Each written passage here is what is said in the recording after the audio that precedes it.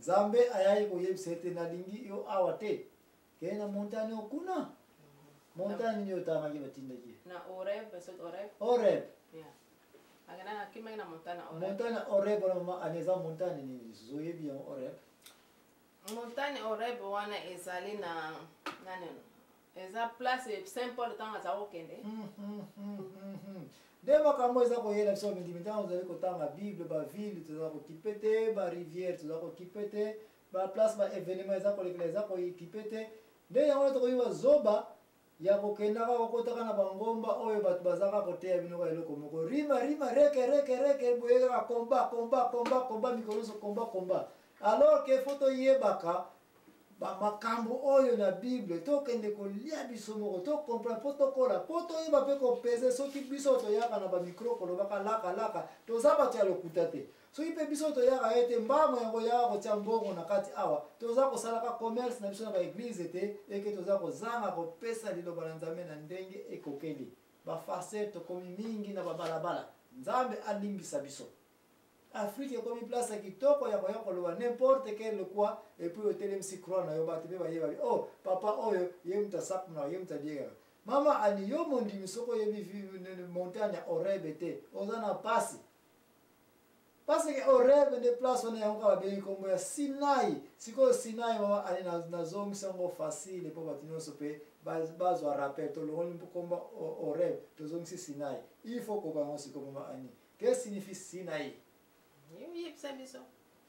Sinai de place nani Moïse azwila kinini de place anonso la badi commandement nyatela biso wana place wana to komisiko de place batinda ki elike kima na montagne Sinai kuna place Moïse azwila ki di commandement yepe suba zongi sika suna place wana yeah donc asala ki wana kenda ikuna donc asaika kutambora donc asala ki donc kan mundo virou de patas pro ar. Cuidado, povo de Deus, é uma armadilha de Satanás. Mulher de mini saia, é uma armadilha de Satanás. Mulher de barreguinha, é uma armadilha de Satanás. Mulher de cola, é uma armadilha de Satanás. Mulher de coropa transparente, é uma armadilha de Satanás. Mulher vestida com roupa de homem, é uma armadilha de Satanás. O mundo virou de pés pra cima, o mundo virou de patas pro ar. Cuidado, povo de Deus, é uma armadilha de Satanás. O mundo virou de pés pra cima, o mundo virou de patas pro ar.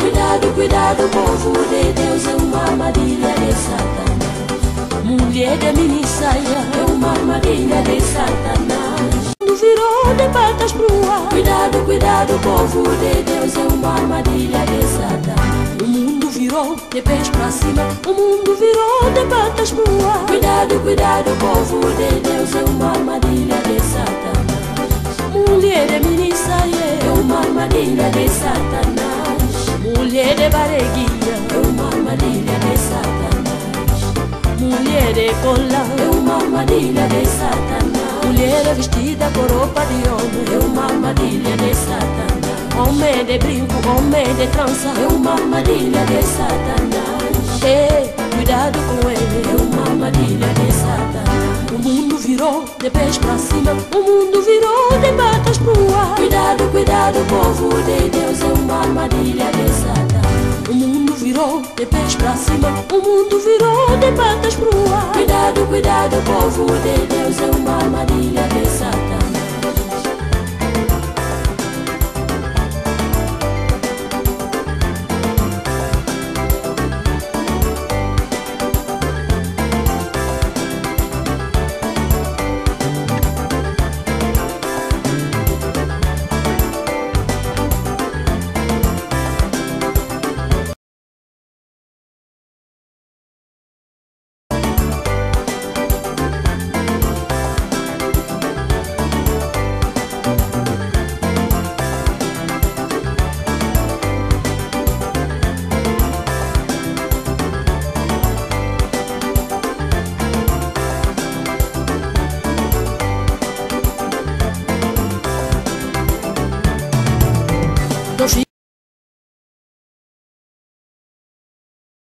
Seguindo a moda, sua vida vale mais. Não fica seguindo o álcool, a sua vida vale mais. Não fica seguindo a droga, a sua vida vale mais. Não fica seguindo tabaco, a sua vida vale mais. Não fica seguindo mulher do outro, a sua vida vale mais. Oh, meu irmão, a sua vida vale mais. Não fica seguindo uma da outra, a sua vida vale mais. Minha irmã, a sua vida vale mais. Fica seguindo o mundo, a sua vida vale mais. Meu irmão, a sua vida vale mais. Não fica seguindo o mundo, a sua vida vale mais. Minha irmã, a sua vida vale mais.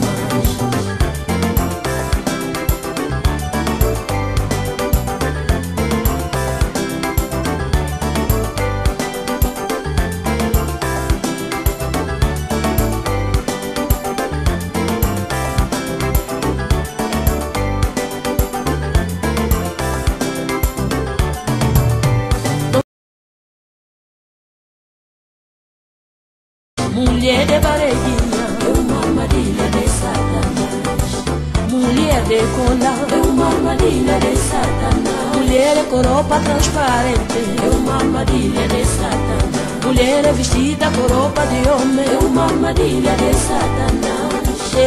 Cuidado com ela, é uma armadilha de Satanás. O mundo virou de pés pra cima, o mundo virou de patas pro ar. Cuidado, cuidado, povo de Deus, é uma armadilha de Satanás. O mundo virou de pés pra cima, o mundo virou de patas pro ar. Cuidado, cuidado, povo de Deus, é uma armadilha de Satanás. Mulher de minissaia é uma armadilha de Satanás. Mulher de barriguinha é uma armadilha de Satanás. Mulher de cola é uma armadilha de Satanás.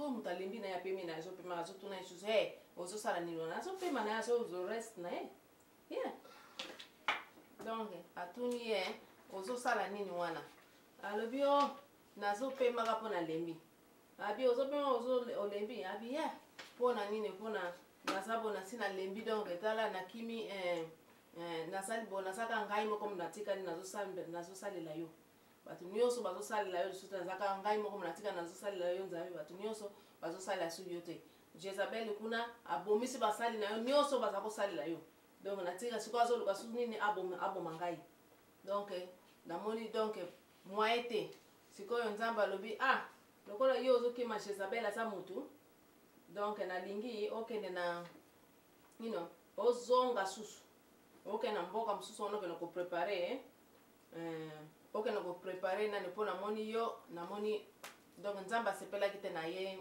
ndenga mona kike alembi fala ya continuer asala musala na ye yango donc nzambe pesa ye kana lobi okay naso nalingi okende na Damascus ville na ville wana bikende kuna comme ça okende ko préparer Jéhu nda ozala roi ya Israël et puis o préparer le sous prophète Élisée yenda kozwa place na yo nde bongo. Merci mama Anina banza okomisi biso na point oyo tolikaki to yeba epetango prophète Eli ba lesi ekititi bakimisisi na zamba epai ya mama oyo ya teti bande ko komosa na tetu zali kolobela makambo etali nani Jezabel tika tozwa repona bisa liboso tanzo zali kozonga bongona kensuko nyatana makambo oyo mama Ania uti koloba awa ete Jezabel akimisi nani prophète Eli et puis prophète Eli akimi wapi na Beersheba. Beersheba place wana tosili kolobela ngo déjà et puis de Beersheba nzamba boya zala wana Aí você quer na montanha Sinai, que é place Moïse, que não é coisa nini, les 10 commandements, qui est Biblia. Et puis les places où on a permis les sous-autés. L'homme a les sous-awa, qui est le web, na Damascus. Tant que ça va mama ani, de toko nyata, les 2 places oyo, na montagne Horeb, na awa, na Damascus. Poto tiki siko Beersheba, 40 jours le belete, tant toko ye ba signification fait 40 jours 40 ni oyo. Alléluia. Zamba pambole setan zaliko kuzo moi répondre miso pete zaliko. Seguindo a moda, sua vida vale mais. Não fica seguindo o ato, sua vida vale mais. Não fica seguindo a droga, sua vida vale mais. Não fica seguindo tabaco, sua vida vale mais. Não fica seguindo mulher do outro, sua vida vale mais. Oh meu irmão, sua vida